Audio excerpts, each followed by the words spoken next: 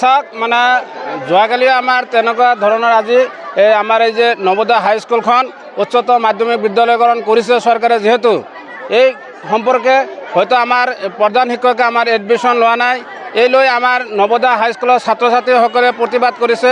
আজি দ্বিতীয় দিনেও তেনেকুৱা ধৰণৰ ছাত্ৰ ছাত্ৰীসকলে প্ৰতিবাদ কৰি আছে।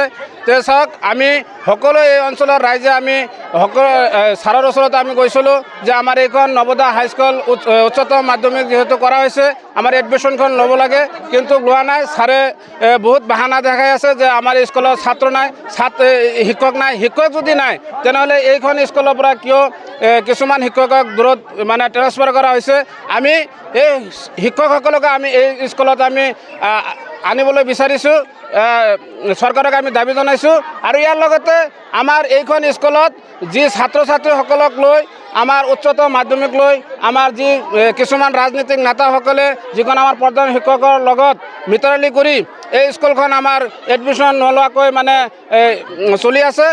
তেনেকুৱা আমি নাঙলভাঙা আঞ্চলিক তথা আমাৰ চিৰাং জিলা আমচুৰ পৰা আমি তীব্ৰ গৰিহণা দিছোঁ। আৰু আমাৰ অনতিবিলম্বে ছাত্ৰ ছাত্ৰীসকলক এডমিশ্যন হ'ব লাগে। আৰু যিখন আমাৰ প্ৰধান শিক্ষক, এই শিক্ষকে আমাৰ এইখন স্কুলৰ পৰা আমাৰ তেখেতক আমাৰ এই পদবীৰ পৰা তেখেতক কৰ্তন কৰিব লাগে। আৰু এই প্ৰতিবাদ আমাৰ অব্যাহত থাকিব যেতিয়ালৈকে আমাৰ এই স্কুলৰ আমাৰ এডমিশ্যন নোলোৱাকৈ থাকিব, তেতিয়ালৈকে আমাৰ প্ৰতিবাদ চলিব। আৰু বিশেষকৈ আমাৰ দুখ আৰু পৰিতাপৰ বিষয়, এইখন নৱোদয় হাইস্কুলৰ ইনচাৰ্জ হিচাপত আমাৰ IS আছে। এতিয়ালৈকে আমাৰ দ্বিতীয় দিনা কাৰ্যসূচীৰ মতো আমাৰ IS মহোদয় আমাৰ এইখন স্কুলত উপস্থিত হোৱা নাই।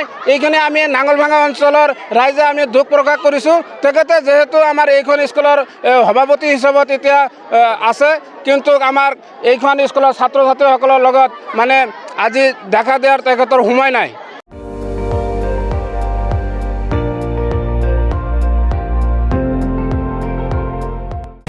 আপুনি চাই আছে ND24, সৰ্বশ্ৰেষ্ঠ নহয় সৰ্বোত্তমৰ দৌৰা।